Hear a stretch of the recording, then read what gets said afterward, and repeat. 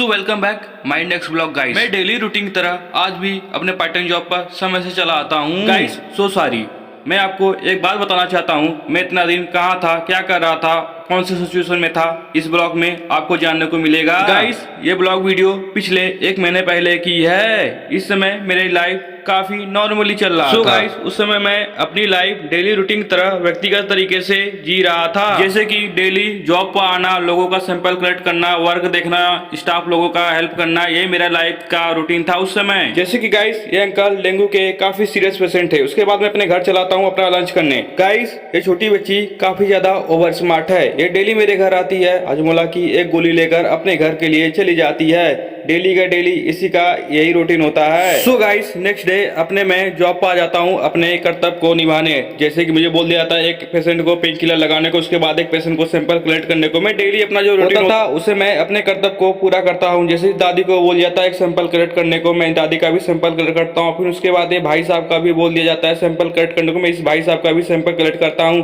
फिर उसके बाद ये सिस्टर को भी बोल दिया जाता है सैंपल कलेक्ट करने को, फिर मैं ये सिस्टर का भी सैंपल करता हूँ। गाइस तब तक मुझे एक बात समझ में आ चुकी थी कि इस समय डेंगू का प्रकोप काफी ज्यादा फैल चुका था, क्योंकि डेंगू का सीरियस पेशेंट हमारे हॉस्पिटल पर आ रहे थे उस समय। उसके बाद गाइस मैं अपने घर चलाता हूँ अपना लंच करने। फिर उसके बाद गाइस मैं स्वयं डेंगू के पेशेंट से साथ इफेक्टेड होकर मुझे खुद वायरल फीवर होने लगा था। फिर उसके बाद गाइस मैं अपने वर्क पर डेली रूटीन की तरह चलाता हूँ अपना वर्क करने। सो गाइस यहाँ पर आता ही एक अंकल को पेन किलर लगाने को मुझे बोल दिया था। मैं फटाक से अपने कर्तव्य पर लग जाता हूँ। फिर गाइस उसके बाद एक पेशेंट को सैंपल कलेक्ट करने को बोल दिया जाता है। सो गाइस फिर फटाक से उस कर्तव्य को भी मैं पूरा करने में लग जाता हूँ। सो गाइस मैं डेली रूटीन की तरह जो मेरा डेली रूटीन होता था उसी की तरह मैं डेली काम वर्क करता था, जिससे कि इस अंकल को भी सैंपल कलेक्ट करने को बोल दिया जाता है। फिर उसके बाद गाइस मुझे एक चीज समझ में आ चुकी थी, क्योंकि इस समय डेंगू का प्रकोप काफी ज्यादा तौरों पर था गाइस, क्योंकि गाइस इस समय काफी ज्यादा पेशेंट को मुझे सैंपल कलेक्ट करने को बोल दिया जाता था। सो गाइस डू सेफ्टी, क्योंकि गाइस इस समय भी डेंगू का प्रकोप काफी ज्यादा जोरों तौरों पर है, तो guys do save you. So guys यहाँ से मेरी लाइफ चेंज होती है। मैं यहाँ से अपने पिताजी को इमरजेंसी मेडिसिन देकर कुछ रेफर करता हूँ, वो भी बनारस के लिए। तो गाइस मेरे पिताजी डेंगू पॉजिटिव हो चुके थे, तो बिना समय व्यक्त किए हुए मॉम के साथ निकल चुके थे बनारस किसी प्राइवेट हॉस्पिटल में भर्ती होने के लिए, क्योंकि मुझे यहाँ के डॉक्टर लोगों पर विश्वास नहीं था। सो गाइस मुझे भी वायरल फीवर हो ही रहा था, तो मैं भी समय व्यक्त न करते हुए देसी और होम्योपैथिक और इंग्लिश दोनों मेडिसिन का प्रयोग करने लगा। सो गाइस मुझे भी इस बात का डर सता रहा था कहीं मैं भी डेंगू पॉजिटिव न हो जाऊं, तो इसीलिए मैं खुद अपने स्वयं लैब पर अपने लैब स्टाफ से अपना सैंपल जांच करवाया। सो गाइस मुझे भी इस बात का डर सता रहा था, क्योंकि आज से मैं अपना लैब प्रॉपर तरीके से टेक ओवर करने वाला था। और मुझे इस बात का भी डर था कि मेरे चलते मेरे लैब स्टाफ भी डेंगू पॉजिटिव न हो जाए, तो मैंने सबसे पहले अपना जांच कराया। सो गाइस उस समय डेंगू के काफी ज्यादा सीरियस पेशेंट आ रहे थे। मैं आपको बता नहीं सकता था इतने ज्यादा सीरियस पेशेंट उस समय आ रहे थे डेंगू के, मेरा तो होश ही उड़ जाता था।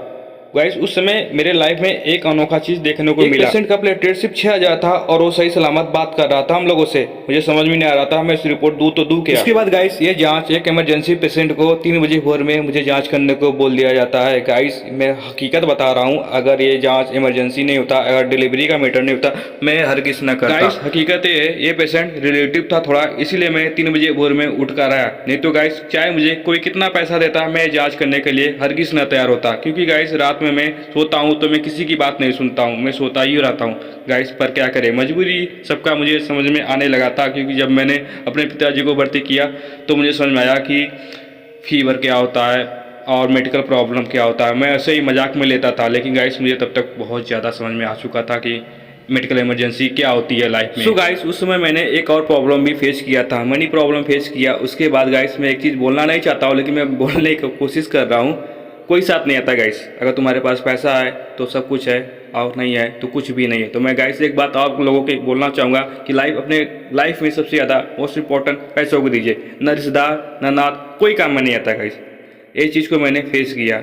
तो एक बात और बोलना चाहता हूँ गाइस, जिस पे आप भरोसा करते हैं वो नहीं उतरता है, जिस पे आपको कोई भरोसा नहीं होता वो आपके लाइफ में उतरता है और भगवान के रूप में सामने आता। तो गाइस मैं एक चीज़ बोलना चाहूँगा कि आपने लाइफ में आप किसी को निगेटिव तरीके से ना सोचे। वो बंदा कब आपका क्या कर देगा, कब साथ में आएगा, आपको खुद ही नहीं पता है। तो गाइस अब से आपको डेली ब्लॉग देखने को मिलेगा और नेक्स्ट ब्लॉग में काफ़ी इंटरेस्टिंग चीज़ आपको जानने को मिलेगा। Guys do support you.